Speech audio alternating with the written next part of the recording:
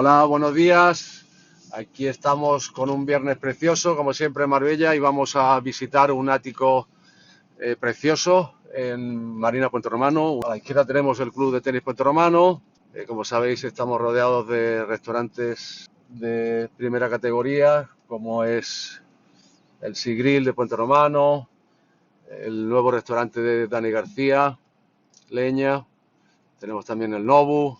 Y aquí a la derecha tenemos el jardín donde se encuentra este ático, que es un ático con 200 metros construidos, 215 más 100 de terraza. Vamos a aparcar y os mostramos esta maravilla de ático en Marina Puente Romano, que lo tendréis en nevadomarbella.com.